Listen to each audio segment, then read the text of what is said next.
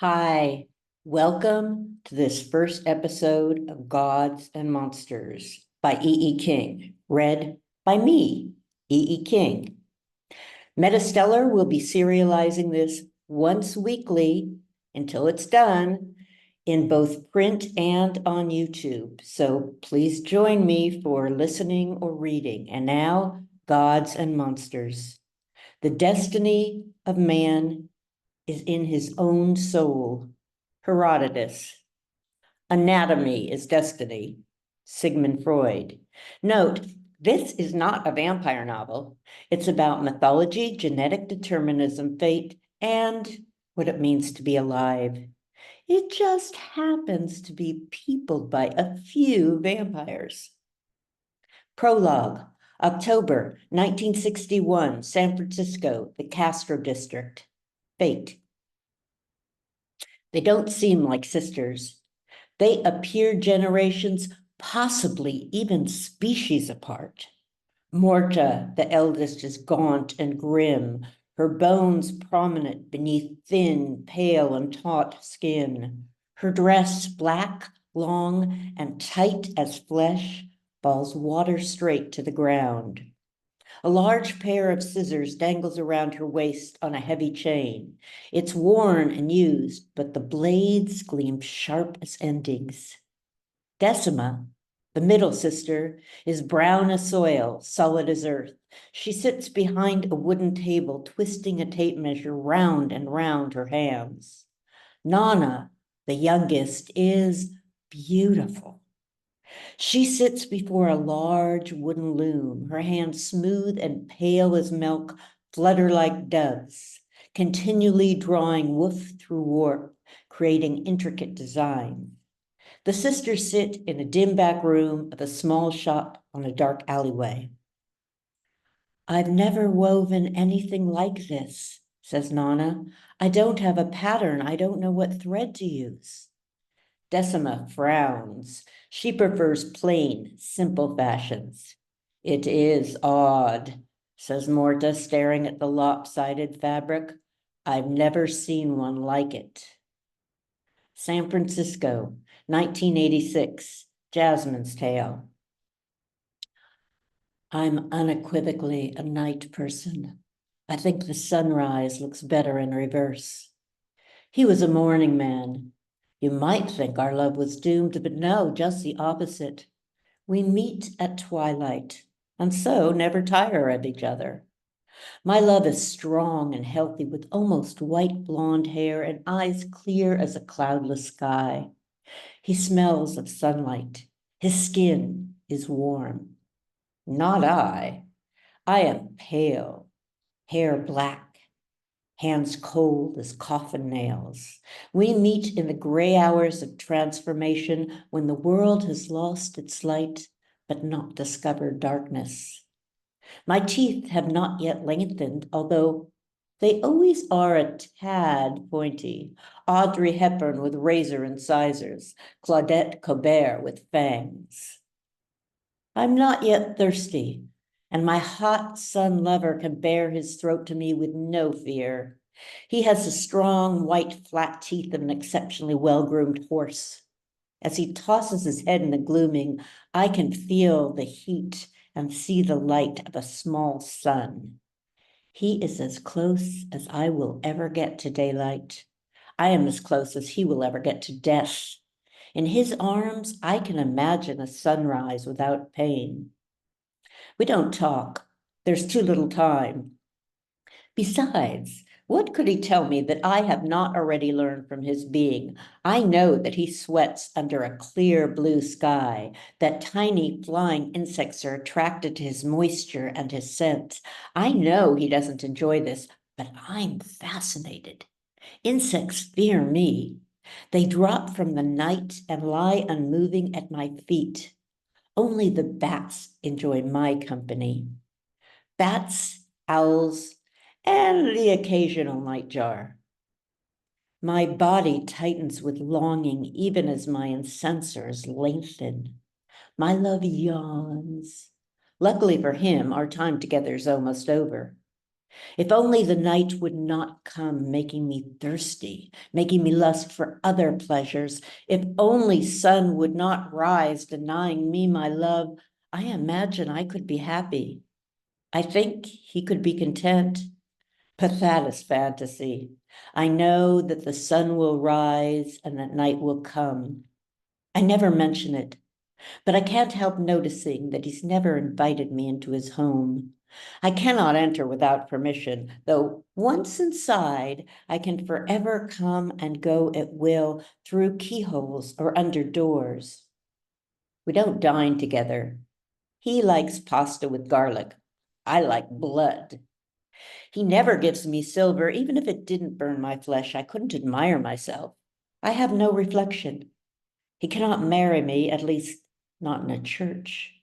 We clasp each other in these few hours between dusk and dawn, wishing that vampires really do sparkle in the sun, that flesh rots not, and that love lasts, wishing that this time will be different. One night, my love comes too early, or maybe he stays too long. I don't remember, although I can still recall the intoxicating sun scent and taste of the rich warmth of his blood. My love affairs ever end thus. I always long for them to turn out differently. It's so disheartening. If only I didn't fall in love so often with these warm-blooded vessels of nutrition. I constantly swear I'll convert, become a celibate bloodsucker, a monastic mosquito, a vamp nun. But then I see some sun-glazed man smelling of day, and it begins again.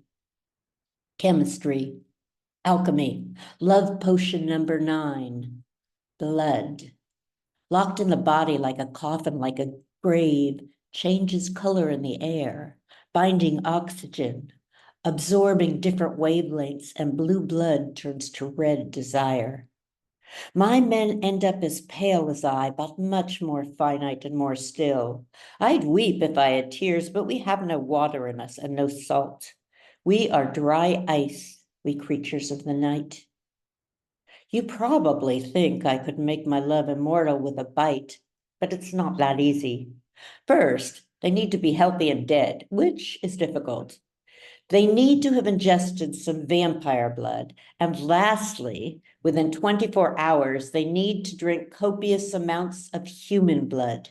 My lovers are decidedly unpeckish when they're dead. I can't even get them to swallow. Not that I try that hard. If I'm completely honest, once they lie before me, still pale and bloodless, I lose affection for them. I'm like an old man with a trophy wife. I'm not proud of it, but there it is. Not that I have never changed anyone. I did once. Jeremy was his name. I can still see his face. He was pale for a human, hair sleek as a seal's, emerald-eyed. I followed him one night. He smelled of smoke and tasted of sorrow. Reviving him was even more unpleasant than I'd imagined. I cut my wrist, but he would not suck. I had to rub my wound against his, fusing blood to blood, marrying plasma. From the first moment I'd been turned, I'd sucked eagerly. I hunted easily and with fervor, but not Jeremy.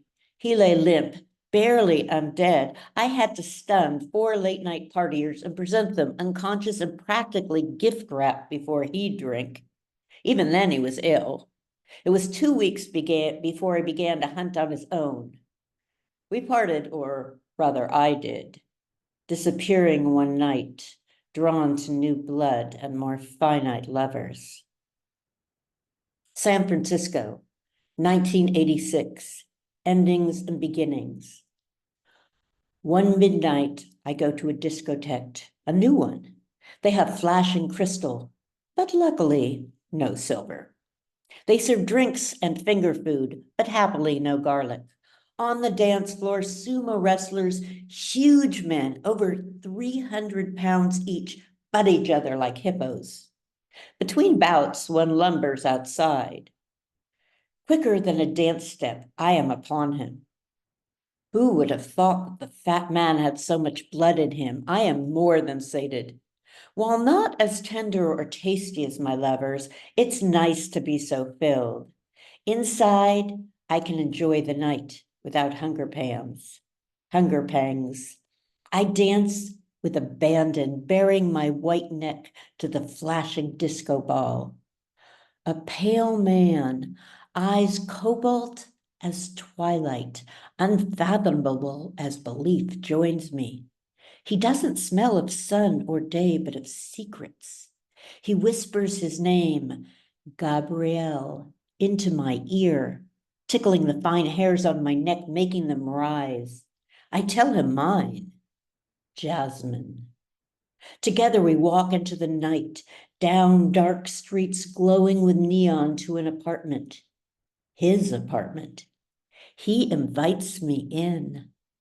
Love has never been like this. I know it must be love because my circadian rhythms, usually so finely tuned, are silent. We rest in each other's arms. I don't sleep. I watch him slumber and still my breath to match his, pretending just for a while that this will last. I look upon his face, memorizing his perfectly carved features, imprinting this time forever in my mind. Suddenly, I realize he's not asleep. His indigo eyes are wide open. The only things that can kill a vampire are the sun, being staked through the heart, and werewolves. Not really much to boast about for a creature with supernatural powers. Being staked through the heart or being attacked by a werewolf will pretty much put an end to anything. Why two creatures governed by dark should be such at odds with each other is a mystery. But there it is. Silver, garlic, and crosses, while definitely not pleasant, are rarely lethal. I've known more than a few of my kind who'll gladly bear some pain to wear a pair of glittery earrings or carry a silver bullet. A silver bullet, after all, is the only foolproof way to kill a werewolf. And silver is no more painful than a pair of tight stiletto heels. It's much less painful than foot binding, circumcision, or any of the myriad ways humans find to torture their own. Gabriel is no werewolf. He's a man like any other. I have the power. I know his name. He has invited me into his home. He's beautiful, finely chiseled features, eyes so deep in indigo you could forget time in his arms. And I do. Day and dark seem of no more urgency or import to me now than to the living. A pliable light steals across him, delicate and tender. It's much more different than a sunset. I thought I was immune to the pain love brings. Being undead should make one infinite, but even we creatures of the night have our soft spots. The sun is one, a big, burning, white hot one. Under his gaze, I cannot flee to that good night.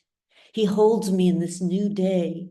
It burns, it scorches, it blazes onto my retina, a last vision of his even, white, flat teeth. Who would have thought that the lust of an omnivore could be deadly? Thank you. Join us next week. And next week, during the 18 years that Gabriel lives with the sisters, he protests only once. It is on that first day when he's baptized and holy water touches him. The drop sizzles as it falls, burning a small white scar like a fallen star onto his forehead. Thanks for listening. Tune in next week. Bye-bye now.